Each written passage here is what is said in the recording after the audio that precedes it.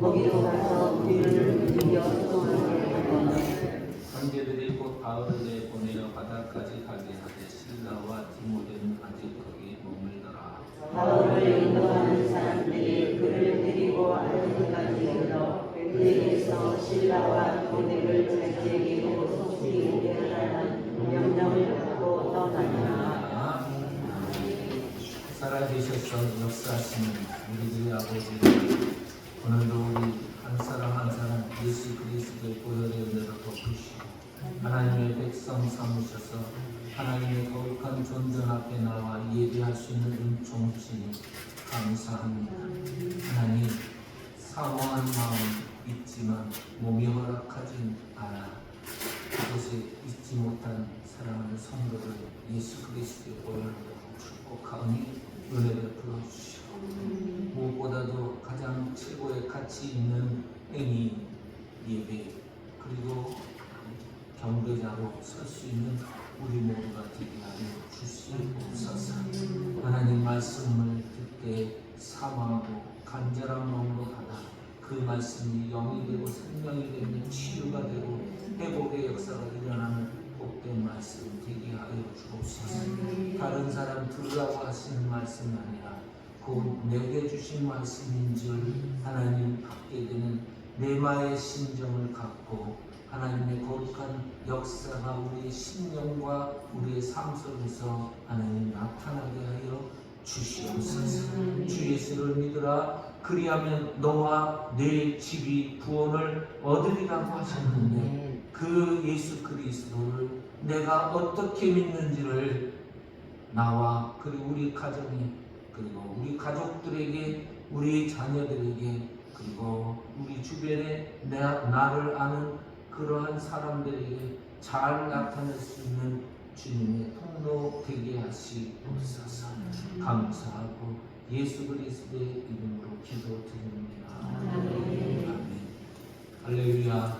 우리 옆에 있는 분에게 예수 그리스도의 이름으로 사랑하고 축복합니다. 예수 그리스도의 이름으로 사랑하고 축복합니다. 아멘. 옆에 있는 분이 가족이면 얼마나 복을 받았는지 아실 거예요. 그래서 가족이 옆에 있으신 분들은 손을 다시 한번 붙잡고 나는 최고의 복을 받은 사람입니다. 나는 최고의 복을 받은 사람입니다. 우리 직장인은 손에게 온다는 이렇게 마주보면서 최고의 복을 받은 우리 최고의 복을 받을 사람. 아멘. 우리 유영 직장인이 사실은 옛날에 소령으로 변하시는 그 전에 술을 갖고 가지는 못하지만 여기다 넣어 갖고 가시고 맞아. 사실 소령이 어찌됐건 눈물로 기도하고 남편이 하시는 그 수고가 하나님께서 귀히 보시고 오늘 이렇게 장로로 세워지게 하신 은총을 받게 됐습니다. 나중에 우리 교회가 명예 장로님 집이 있으면 제가 바라기는 우리 정세영 성도님 명예 장로님 제대로 했으면 좋겠다.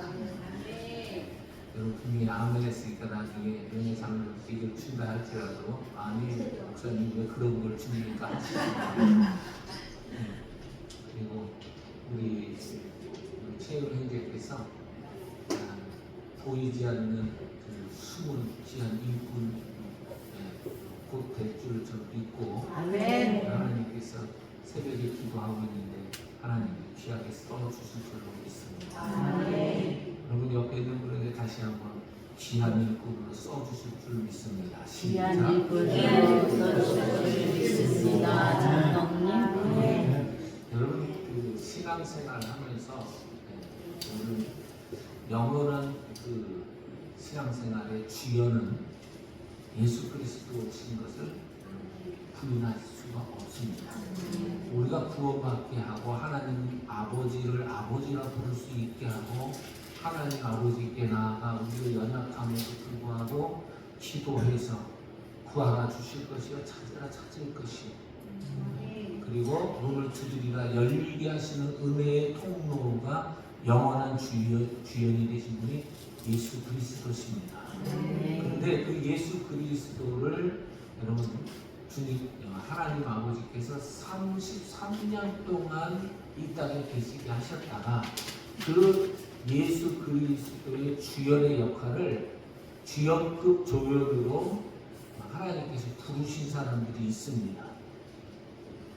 그 사람들이 누구냐? 바로 여러분들이. 그래서 여러분 어느 장소에 계시든지 여러분과 제가 이제 가잖아요. 가면 저 사람 보니까 꼭 예수님 닮은 것 같다라고 하는 그런 여러분 놀라운 고백이 들려진다고 한다면 여러분 우리 교회는요 세계 최고의 교회고 세계의 가장 큰 교회가 되는 줄로 저는 믿습니다. 그래서 여러분 우리 신앙의 주역급 같은 조연이 되시기를 축복합니다. 자, 여러분 오늘 그런 조연급들이 나옵니다.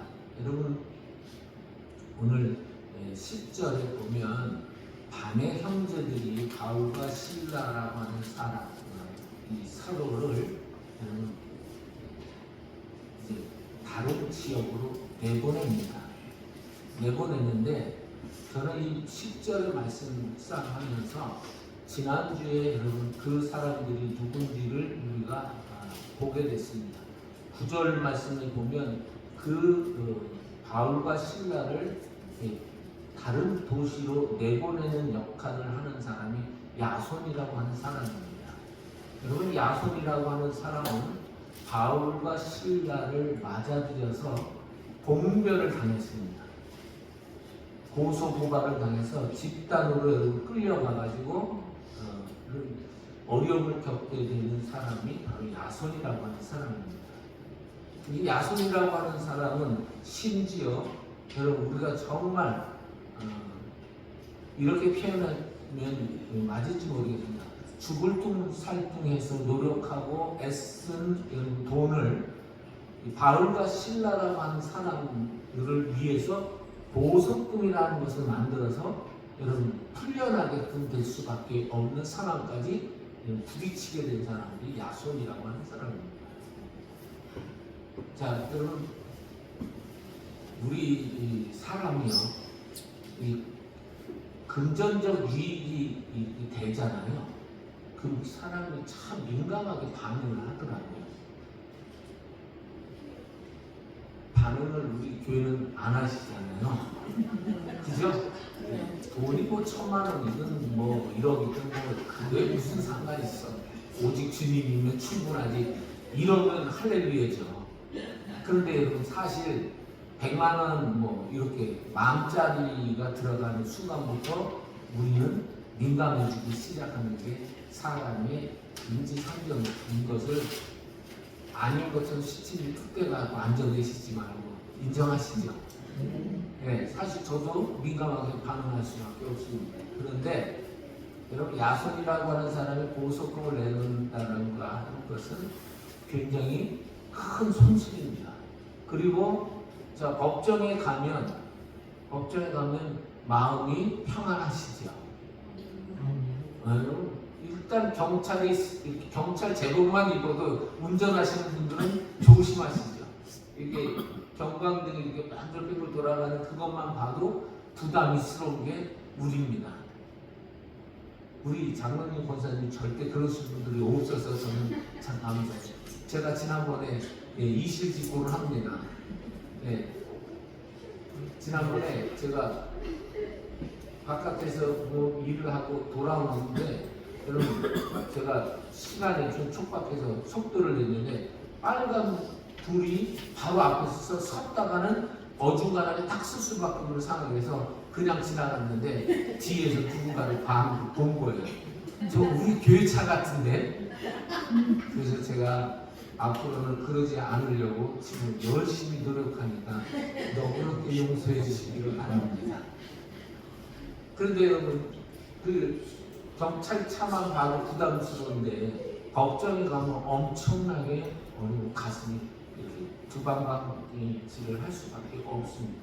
그런 어려움 그리고 법정에 딱 들어가는 순간부터 여러분 사람들이 옛날에는 일부러 그랬는지 모르지만 그 고위직 사람들 전 고위직 사람들은 꼭 포토라인에 세워요. 그래서 이런 기자들이 그 사진을 막 찍어댑니다. 그러면 여러분 그 사람의 인생은 그날부로 그 사람의 인생에 살아왔던 모든 것을 부정당하는 것 같은 그런 아픔들이 그 사람에게 여러분 어쩌면 주홍꽃이 같이 이마에 쓰여지는 것 같은 그런 시간이 될 수밖에 없습니다.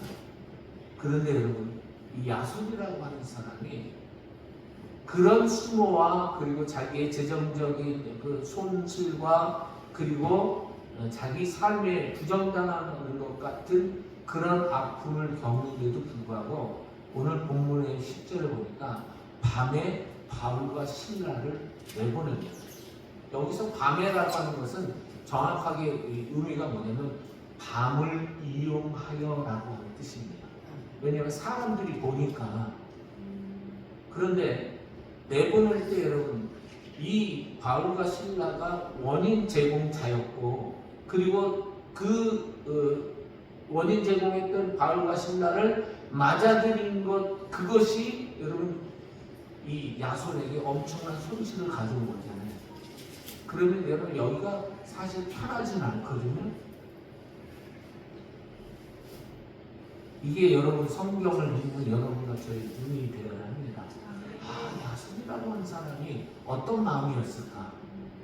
그런데 여러분 그는 철저하게 조연의 역할을 해내고 있습니다. 바울과 실라를 여기서 잡혀가지고 공변을 당하게 하면 여러분 다른 지역에 하나님의 복음을 들어야 할 사람들이 여러분 지체되거나 아니면 여러분 바울이 전하는 복음을 듣고 회개하여 하나님의 사람으로 변하는 은혜의 역사가 여러분 지체될 수밖에 없는 것을 야손은 알고 밤에 여러분 그 바울과 실라를 내보냅니다. 근데 그게 또 발각되면 어떤 공격을 당할지 뻔히 알면서도 그렇게 보냅니다. 그래서 여러분 저는 말씀 묵상하면서 감동을 받은 게 뭐냐면 자 야손이라고 하는 사람이 여러분 이렇게 보내는데 이 사람을 오늘 이 사도행전을 쓴 의사인 누가가 뭐라고 표현을 했느냐면 야손이라고 하지 않고 이 사람의 한 행동을 여러분 자 이런 사도행전은 누가가 그때 당시에 있었던 일을 즉시 쓴 게 아니고 여러분 기억을 여러분 다듬어서 성령의 감동을 받아서 썼겠죠. 이게 공감이 되시나요? 근데 여러분 이 누가 사도행전의 이 기록자인 누가가 뭐라고 해놨냐면 그 사람들을 형제들이라고 써놨어요. 뭐라고 써놨다고요? 예, 여러분 형제라고 하는 단어가 그냥 쓰여질 수 있는 단어가 아닙니다. 그런데 여러분 이 지금 누가가 이 야손은 진짜 우리의 형제였습니다. 피를 나눈 형제, 예수님의 피를 같이 남은 형제들이라고 하는 단어를 써서 야손이라고 다시 단어로 이름을 써놓지 않고 그 사람은 우리에게 형제였습니다라고 하는 표현으로 바꿔놔요. 여러분 이런 역사가 왜 이렇게 됐는지에 대해서 오늘 그 다음 절은 우리에게 설명을 해드리고 있습니다. 오늘 여러분과 제가 만약에 여러분이 이 말씀이 감동이 되신다면 꼭 외우시기를 축복합니다. 자, 여러분 11절 여러분 같이 한 마음을 가지고 읽어보겠습니다. 시작. 베레아에 있는 사람들은 데살로니가에 있는 사람들보다 더 너그러워서 간절한 마음으로 말씀을 받고 이것이 그러한가 하여 날마다 성경을 상고하므로. 그러니까 여러분 야손과 같이 금전적 손해, 그 다음에 사회적 망신, 그리고 여러분 자신의 삶을 부정당한 것과 같은 그런 법정에 가서도 여러분 그런 어려움을 겪고도 여러분 이 바울과 실라는 어떻게 한다고요? 밤에 그들을 조용하게 아무도 모르게 내보내는 그런 역사가 일어나는 그 마음, 그런 마음은 어디서 나오는 거냐? 그것이 오늘 11절이 말씀해주고 있는 거예요. 자, 여러분 오늘 본문의 말씀에 보면 여러분 이 말씀을 받은 사람들과 말씀을 안 받은 사람들의 이런 모습들이 적나라하게 드러나고 있습니다. 데살로니가에 있는 유대인들은 여러분 이 베레아까지 쫓아와서 악의적을 가지고 악감을 가지고 여러분 말씀을 전하는 바울과 실라를 대적합니다. 여러분 여기 나오죠? 여기 13절에 보면 데살로니가에 있는 유대인들은 바울이 하나님의 말씀을 베레아에서도 전하는 줄 알고 거기도 가서 무리를 움직여 소동하게 했다. 그러면 여러분 자 13절의 말씀 자세히 살펴보면 지금 바울과 실라가 누가가 뭐라고 기록했냐면 뭘 전했다고 해요? 하나님의 말씀이에요. 근데 여기서 여러분 이 표현하는 하나님의 말씀은 신약을 얘기하는 게 아니에요. 무슨 성경이에요?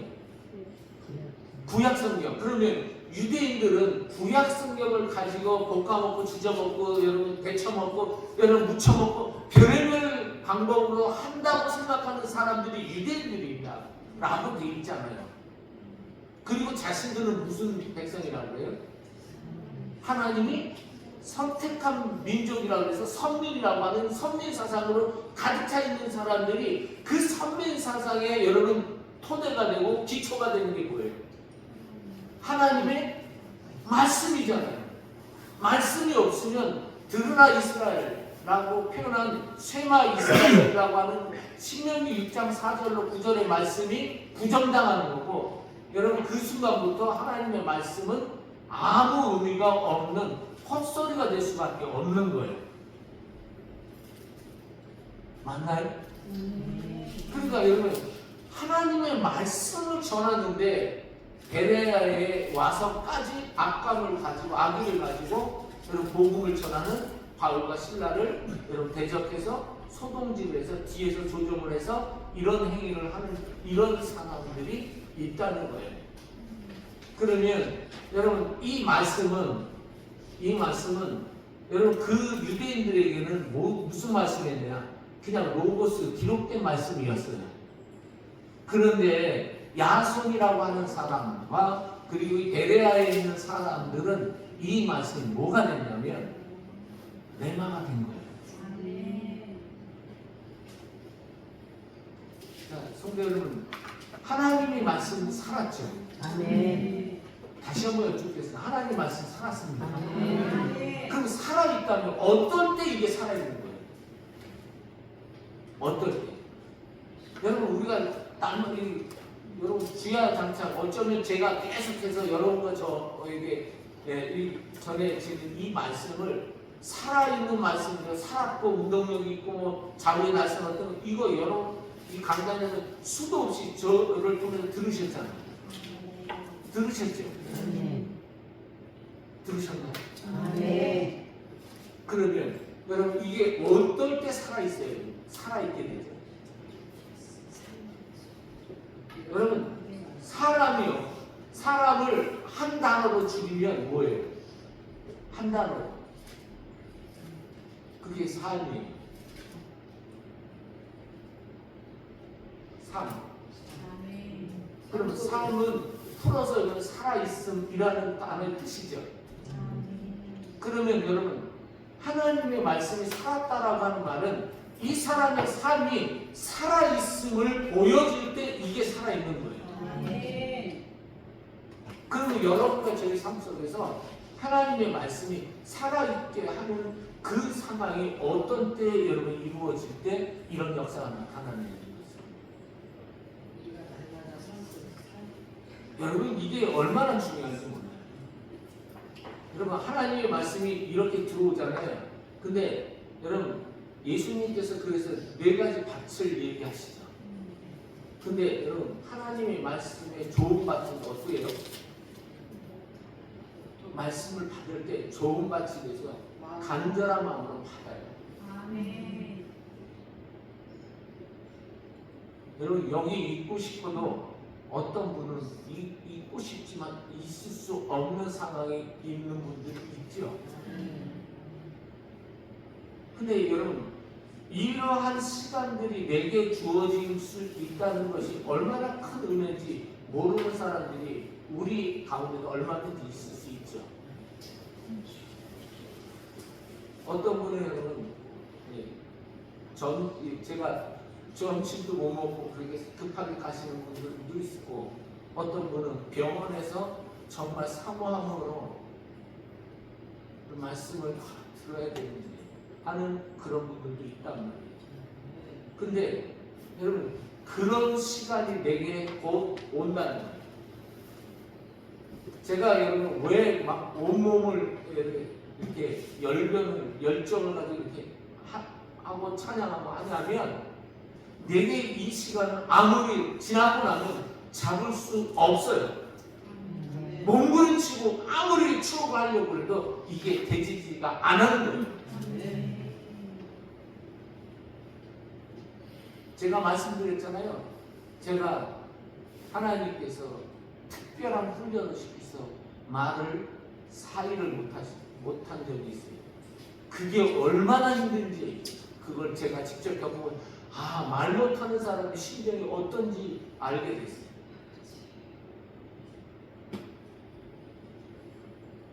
그리고 그 순간에 내가 하나님을 이 자리에서 예배하고 찬양할 수 있는 이 말로 올려드릴 수 있다는 이게 얼마나 크고 놀라운 복인지를 그 병원 생활을 하면서 제가 눈물을 거의 피눈물을 쏟으면서 이 정도까지 여러분 제가 하나님의 은혜를 경험을 하고 나니까 하나님을 찬양하는 일에, 하나님의 말씀을 듣는 일에 어떤 마음이 되어야 하는지를 제가 알게 됐어요.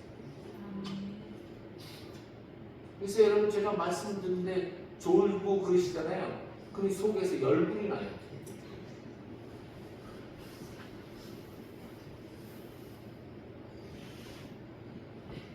얼마나 여러분 제가 이게, 왜냐하면 내게 다시 올 수 없는 시간이에요.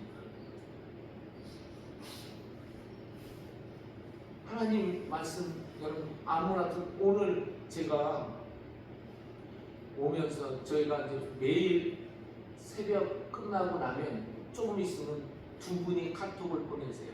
한 분이 누구냐면 모퉁이돌 선교회 박일천 목사님이 북한의 상황들을 이제 예화를 들어서 실제 당신이 경험했던 것과 직접 들은 이야기들을 저한테 해서 보내주세요. 그런데요, 이 북한의 성도들이 어떤 한 자매가 멀리서 십자가를 산속에서 여러분 이제 북한에 있다가 하나님께서 기도하는 중에 오라고 이쪽 할머니, 중국에 있는 할머니한테 가라고, 고모가 할머니가를 여러분 가라고 해서 가는데 중간중간 하나님 코스를 이렇게 변경시키셔서 다니던 그 길이 아니라 산으로 들어가라고 하는데 산에서 여러분 주의를 맞이한 거예요.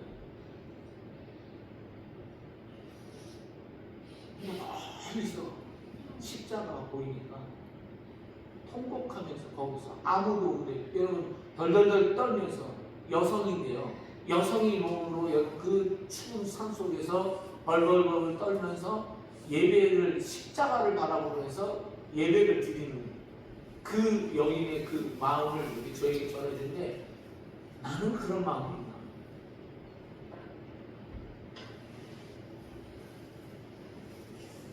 여러분과 저에게 여러분 십자가의 그 바라보면서 가까이 가고 싶은데 못 가는데 여러분 그 가고 싶은 마음에 간절함으로 하나님 앞에 혼자서 예배드리면서 우는 그 여인의 모습을 저에게 글로했는데 가슴이 찌릿한 거예요. 여러분 아무나 예배드릴 수 있는 거 아니에요. 누구에게나 열려있지만 아무나 되는 게 아니에요. 여러분, 성도가 아무나 되는 것이 아니죠. 예수님이 핏값 주고 날 같은 걸 건져내 주셨다는 그 구원의 감격의 은혜가 있는 사람만 성도가 되는 거예요. 여러분, 교인은 얼마든지 될 수 있어요. 얼마든지 가면 수고 저기에서 들어와서 여러분 예배 드릴 수 있는 사람들도 있어요. 하지만 성도는 될 수 없어요.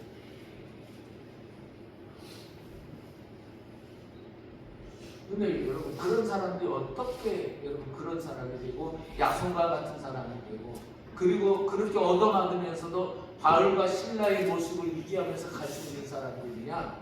여러분, 하나님의 말씀을 받는 태도에 달려있어요.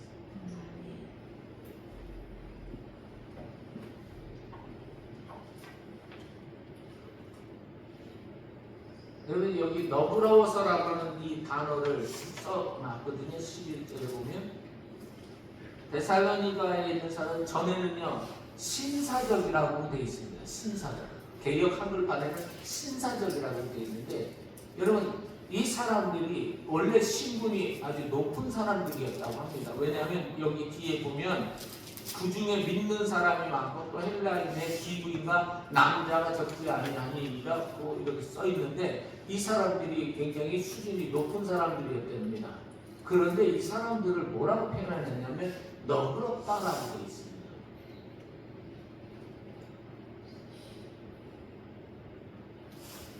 저는 여러분과 제가 하나님의 말씀을 받기 전에 먼저 여러분 뭐가 돼야 되냐면 인간이 돼요. 인간. 저는 이영복 장로님께서 여러분 가끔가다 하신 말씀이 기억이 나요. 그게 뭐냐면 사람이 잘 태어나야 돼요. 근데 저는 잘 태어나는 것보다 부모에게, 그리고 그 교육 가문의 이런 교육 그 품위, 교훈이, 가문이 어떠해야 하는지를 잘 가르쳐줘야 돼요.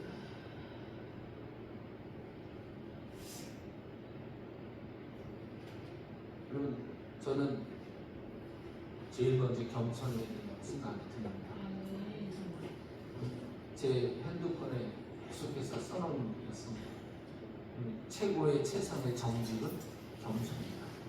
인간의 최고의 최선의 정직은 겸손입니다. 왜요? 주변에 주어지는 것이 없으면 우리는 살아갈 수가 없습니다. 조금만 더워도, 여러분 조금만 추워도 우리 살아갈 수가 없습니다. 근데 하나님께서 필요에 따라 우리에게 채워주시는 은혜를 덧입고 살기 때문에 겸손해야 합니다. 그래서 여러분 자신이, 여러분 겸손한 사람은 경청할 줄 알고요. 그리고 받을 줄 아는 자세가 돼 있다 이거예요. 이것이 정확하게 뭐라고 되냐면 말씀 앞에서의 자신의 태도를 준비한 사람이 바로 너그럽다라고 하는 말의 진정한 의미입니다. 저는 사람의 말을 전하고 있는 것이 아닙니다. 하나님의 말씀을 전하는 겁니다. 그러면 받을 때 여러분 이 베레아 사람들은 하나님의 말씀을 그렇게 받았습니다. 그러니까 태도가 달라질 수밖에 없지요. 그리고 여러분, 자 여기 간절한 마음으로 받았다라고 되어 있습니다. 간절한 마음. 아까 여러분 그 젊은 자매가 십자가를 바라보면서 멀리서, 빨간불은 멀리서 수백 미터 멀리서도 보이잖아요. 밤중이니까 얼마나 잘 보이겠어요. 근데 여러분 십자가를 바라보면서 여러분 기도하는 그 여인의 마음은 어떤 마음이었을까? 내게 다시 올 수 없는 그런. 그래서 여러분 지금도 북한의 지하교회 성도들은 어떤 할머니 만나뵀는데 집에 다락 같은 데 있는데 여러분 그 다락이 그분이 앉아 있는 자리가 누렇게 이렇게 돼 있고요. 그다음에 파였더래요. 무릎으로 얼마나 거기다 이렇게 막 이렇게 무릎을 이렇게 하고 그리고 왜 누러졌는가 봤더니 거기서 하나님 우리 북한의 신앙의 자유가 언제 열려지겠습니까? 하고 여러분 수십 년간 그 눈물을 흘리고 기도를 하니까 거기가 누렇게 낀 거예요. 그것이 간절한 마음 아니겠습니까?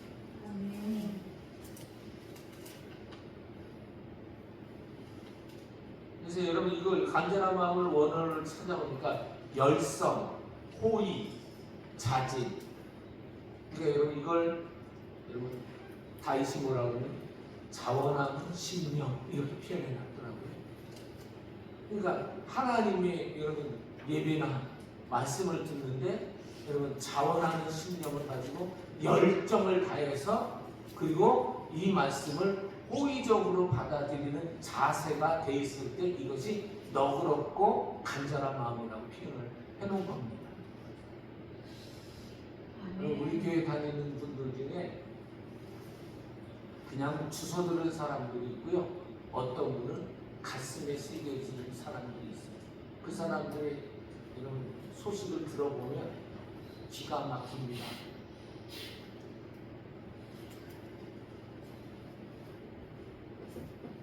제가 너무 충격을 받아서 은퇴했으면 무슨 11조를 그냥 내 대충 눈치껏 해.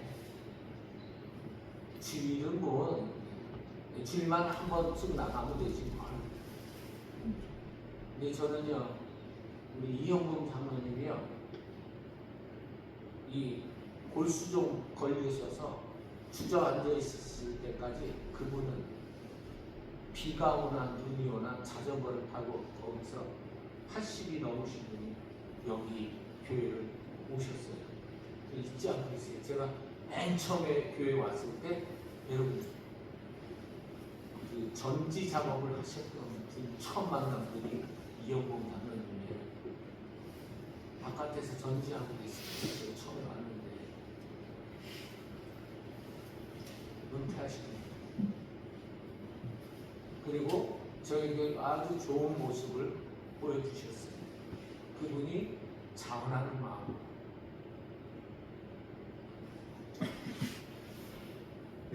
노란 비옷을 입고 눈이 막 폭설이 쏟아지는 자전거를 타고 오시는 모습들을 저는 제 눈에, 제 기억에 담아놓고 있습니다. 그래서 저도 이영범 장로님처럼 돌아가실 때 젊은 아들 같은 목사가 불러주는 찬송에 자신의 온 힘을 다해서 여러분 박자를 맞추면서 자기의 영혼을 하나님께 올려드리는 그런 모습으로 세상을 떠나고 싶습니다. 이것이 진정한 그리스도이며 하나님의 말씀을 받는 사람의 태도입니다.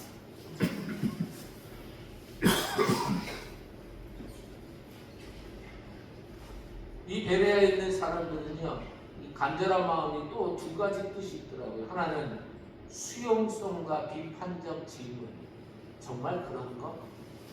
예수님이 진짜 구약 성경에 그 메시아 맞나? 라고 하는 것을 여러분 철저하게 검증을 해서 검증하다 보니까 여러분 이 사람이 예수님을 만나게 되는 거예요. 여러분 목사의 말이라고 무조건 다 맞는 거 아닙니다. 그러나 목사가 말하는 그 모든 설교가 하나님 주인 불러주신 예수 그리스도를 표방하는 것인지를 주목하셔서 그리고 성경을 그냥 대충 세상 일은 엄청나게 바쁘게 일을 하면서도 하나님의 말씀은 일주일에 한 번도 제대로 보지도 않는 사람들이 교회에 있어요. 필사요? 필사보다 여러분 하나님의 말씀 한 구절을 여러분의 삶 속에서 실제로 적용시키는 삶이 진짜 베레아 사람입니다. 자랑하려고 필사하지 마세요. 뭐하러 필사하세요? 필사하는 거 아니에요. 필사하지 말고 하나님의 말씀을 여러분 복 있는 사람은 주야로 뭐 하는 사람이에요? 예, 묵상하는데 묵상이 뭐라고 하는 원어의 뜻이 뭐냐면 중얼중얼대는 하루 종일. 그래서 주야로 여러분 복 있는 사람 악인의 길을 쫓지 않으면 죄인의 길에서 오만한 자들이 자리에 앉고 노아의 꼴 줄과 그 일고 주야로 묵상하고 자기 주께가 있습니다. 이러면서 두두두두 외우는데 여러분 그걸 외우는 것이 목적이 아니라 그 외우는 그 말씀 안에서 누구를 만나기를 원하는 마음을 가지고 말씀을 받느냐, 말씀을 여러분 외우느냐, 이게 정말 중요한 거예요. 그래서 여러분 수용성과 비판적 사상을 가지고 정말 불순적인 것. 그래서 여러분 왜 우리 대한민국의 그 여러분 엄청난 이단들이 어마어마하게 지금 누리면서 살고 있습니까? 여러분 요즘에 통일교 때문에 엄청 나라가 시끄럽잖아요. 그 통일교 어디서 나온 거예요? 기독교 이단에서 나온 거예요. 이만희 그 사람도 기독교에서 나온 인간이고, 그리고 장길자 이 여자도 철저하게 여러분 기독교를 여러분 악용해서 지 배를 치우고 있는 악한 사람입니다. 그런데 여러분 그 사람들에게 갔다가 헌금하고 온 재산을 털어서 거기다 넣는 사람들 도대체 여러분 초신자들인가요? 아니요. 거기에는 여러분 놀랍게 목사도 있고 장로도 있고 전도사도 있고 권사도 있고 안수주사도 있고 신앙생활을 했다고 하는 사람들이 여러분 거기 가서 그런 짓을 하고 있는 거예요. 왜 그러느냐? 하나님 말씀이 진짜 그러한가? 저 사람이 지금 말하고 있는 것이 여러분, 그래서 여러분 하나님의 말씀을 여러분 받을 때 그렇게 받을 뿐만 아니라 나에게 잘해주고 있는 사람의 의도가 뭔지를 여러분 분별할 수 있는 사람이 되겠죠. 교회에서 여러분 나 이렇게 떠받들어주면 좋아서 헤이 하고 이런 사람들 보면 그런 사람들이 넘어가는 거예요. 신천지 가면요 최고의 VIP 대접을 한답니다. 그것도 젊은 애들은요 어떻게 하냐, 진짜 미남 애들, 미녀 애들이 앞에서 짧은 치마 입고 멋진 슈트 입고 기다리고 있답니다. 그래서 젊은 애들을 호리는 거예요. 그런데 여러분 저희 처제도 신천지에 가서 여러분 있었어요. 근데 자기를 떠받들어 주니까 획한 거예요. 물론 여러분 그리스도 안에서 우리가 존중받아야 되는 건 맞습니다. 하지만 내가 무슨 왕이나 무슨 여러분 식권자처럼 하는 모습은 아니죠. 이게 여러분 그리스도인의 자세입니다. 항상 나는 주님 앞에 조연임을 잊지 않는 겸손한 태도를 가질 때 그 사람이 진정 그리스도인의 모습을 이루어 갈 수 있는 하나님 말씀을 받는 사람의 자세의 태도입니다. 여러분은 아시겠지만 사도 바울은요 죄인 중에 뭐라고 불렀어요? 자 여러분 저는 사도 바울 선배님을 여러분 그림자도 못 쫓아갈 그런 학력입니다. 수준이 안 됩니다. 사도 바울 선배님은요 그때 당시에 오늘날로 얘기하면 하버드 법대의 수석 여러분 조교로 있을 수 있는 사람이 바로 여러분 사도 바울이었습니다. 그런데 그가 예수님 만나고 나서 뭐 했어요? 자기의 모든 것을 똥같이 분토같이 버렸다 그랬습니다. 그리고 예수님을 아는 지식이 최고로 고상하다 그랬습니다. 왜냐하면 그거 아무것도 아닌 줄을 눈을 떠서 보니까 알았어요. 그리고 나서 자신은 죄인 중에 베이스라고 하는 그런 고백을 가질 수 있었던 사람이 사도 바울입니다. 여러분 저도 사도 바울의 수준에 못 미치는 사람이 여러분 신학에 대가라고 하는 사도 바울이 그랬다고 한다면 우리야 뭐 거기다 될 것이 말도 안 되는 거지. 근데 여러분 교회에서 이렇게 여기 데살로니가에 있는 유대인들처럼 악의적으로 하나님의 말씀을 배적하고 교회를 어지럽히게 하는 일은 여러분 그건 있을 수가 없는 거죠. 그래서 여러분 하나님 말씀을 할 때 그러한가라고 되어 있습니다. 그러한가. 그러면 여러분과 저희의 삶이 어디가 기준이 돼야 되느냐? 성경이 기준이 돼서 여러분 자로 딱 재듯이 저희의 삶과 저희의 언어와 저희의 행동을 여러분 딱 비춰봐서 하나님의 말씀이 아닌 거라고 하면 어떻게 하셔야 되냐? 과감하게 이것이 하나님이 원하시는 일이 아니라고 여러분과 제가 여러분 고민하고 잘라내야죠. 아멘. 하나님의 말씀으로 여러분과 제 삶이 아니다 싶으면 하나님 얘기합니다. 돌이켜 주시옵소서. 그리고 끊어내야죠. 이것이 그러한가라고 하는 말씀의 뜻입니다.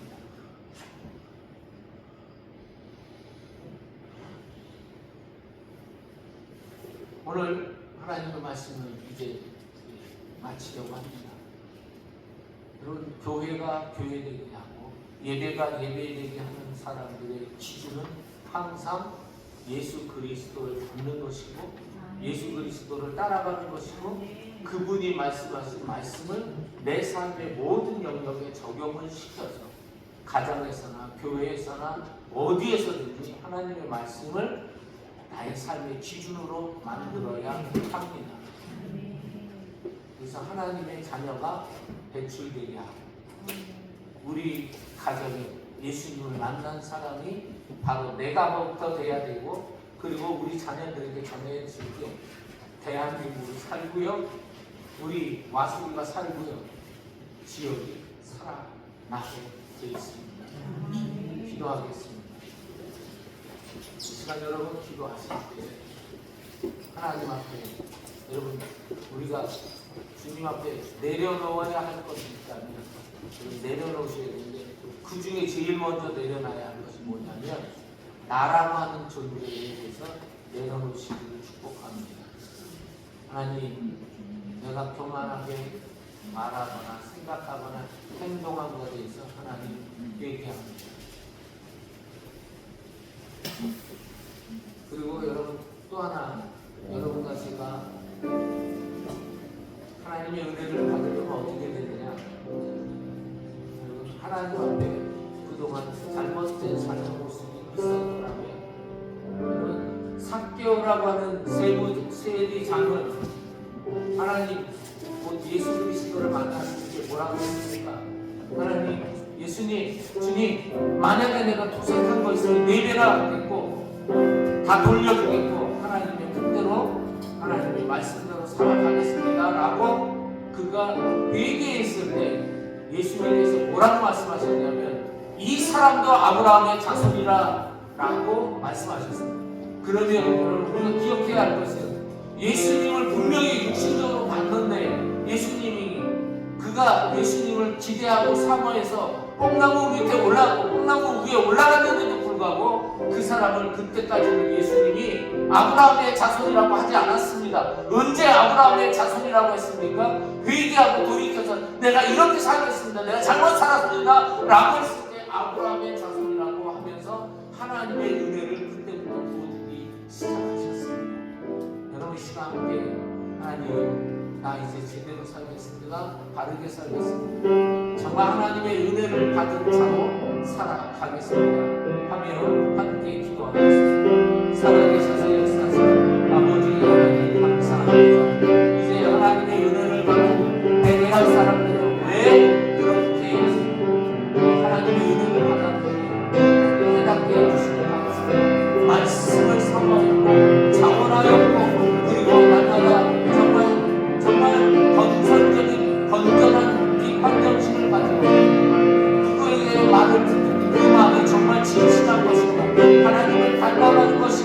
하나님을 위한 것인가, 교회를 위한 것인가, 예수 그리스도를 따라가는 일인가 라고 하는 것을 늘 하는 점검하면서 자신의 삶을 하나님의 말씀에 비추어내서 살아가고 그렇게 살아갔던 사람들이 베레아 사람들이었습니다. 하나님 그런 사람들이 야손과 같은 사람들이 배출되었고 그리고 신사적인 사람들이 배출되었고 하나님 승려적인 사람들이 정말 많이 배출되었습니다. 우리가 말씀을 통해서 깨달았사오니 이제 우리도 하나님 먼저 인간이 되고 그리고 성도가 되고 그리고 학자가 되고 그리고 하나님 목회자가 되어서 하나님의 교회가 바르게 세워지는데 그리고 하나님이 영광을 받으시는 하나님 은혜의 삶이 되도록 우리를 사용하여 주시옵소서. 그 말씀을 받으면 영혼이 하나님 변화되고 마음이 변화되고 삶이 변화되고 언어가 변화되고 하나님께서 주신 그 은혜가 너무나 크고 놀라워서 하나님의 감격의 십자가의 눈물을 흘리는 하나님의 사람들이 우리 지간에 세워지게 될 줄로 믿사오니 아버지 하나님 이 은혜가 날마다 우리 상속에서 하나님 그 성도들 한 사람 한 사람 하나님 조물부터 모든 사람들이 모든 성도들이 변화되는 역사를 우리 교회를 통해서 나타낼 수 있도록 역사하여 주시옵소서. 감사하고 우리의 구주 되시는 예수 그리스도의 이름으로 기도드립니다. 아멘. 찬송가 204장 찬양드리겠습니다.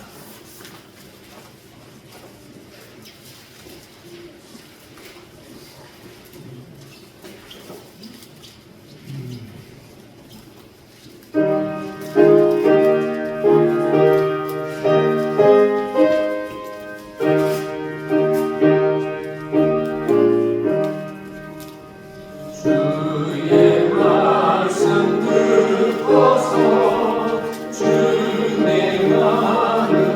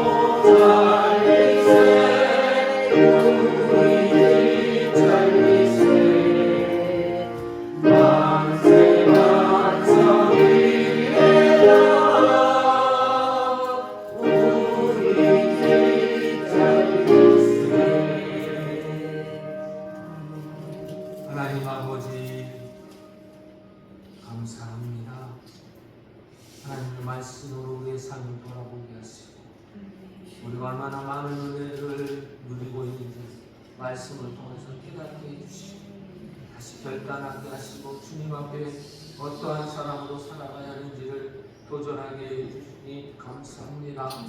그 마음과 그 믿음을 담아 하나님 여기에 올려드리오니 기쁘게 받으시고 매일 매 순간마다 하나님의 은혜로 채워 주시옵소서.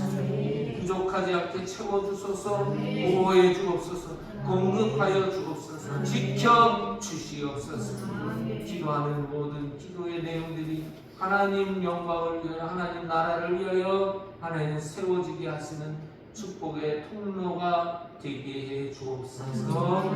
예수님의 이름으로 감사기도 드립니다.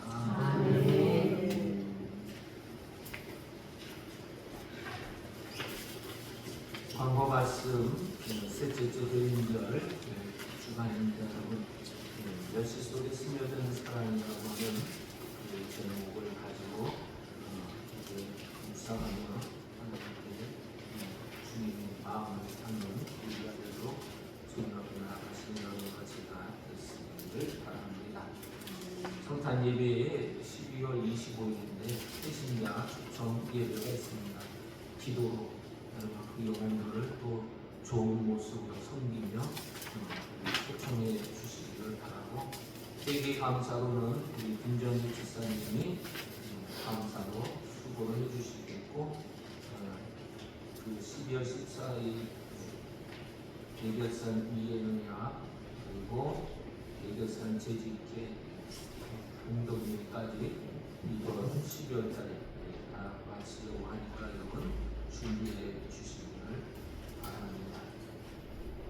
예결산 위원회는 오늘 오후 사부 끝나고 나면 모이도록 할 테니까 준비해 주시기를 바라고, 그리고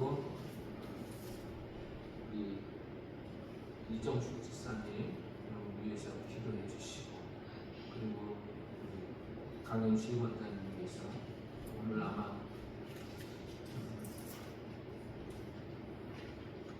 성도들 연락하는 성도들 중에 정경순 집사님 남편 되시는 위해서 좀 기도해 주시길 바랍니다. 그리고 우리 조성열 장로님 건강하게 나오시는데 걸으실 수 있도록 식사 때마다 주무실 때마다 한 번씩 꼭 기도해 주시기 바랍니다. 교회가 하나님 살아계신 하시는 역사가 재단이 되고, 그리고 우리 정세원 성도님께서 사실 옛날에 어르신들은 약주를 많이 좋아하셔서 약주가 끊어지면 선망 증세가 이렇게 나타나는데, 지난번에 제가 신방을 갔더니 자꾸 그런 증세가 나오신다고 말씀하셔서, 그러면 제가 고칠 수 있는 방법을 가르쳐 드릴 테니까 따라서 하십시오. 이렇게 따라 하시더라고요. 예수님, 나 좀 고쳐주세요. 나를 분명히 여겨주세요. 치료해주세요. 하고 그랬더니 그 말씀 별로 없으신 분이 아주 어린아이처럼 넉죽넉죽 잘 따라 하시네요. 그런데 우리 조은자 장로님이 간증하시는 분이 3일 동안 계속 잠을 제대로 못 주무시는데, 그러고 난 다음에 3일 동안 내리 단잠을 주무시더라고요. 초신자가 무서운 거예요. 여러분들도 예수님은 살아계세요.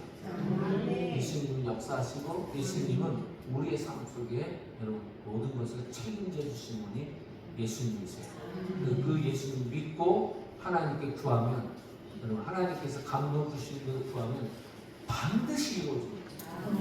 반드시 이루어지니까 여러분 기도하셔서 하나님의 역사가 있는 교회로 여러분이 그런 주인공이 되시기를 축복합니다. 이제 일어나셔서 497장 찬양 드리고 또 예배를 마치겠습니다.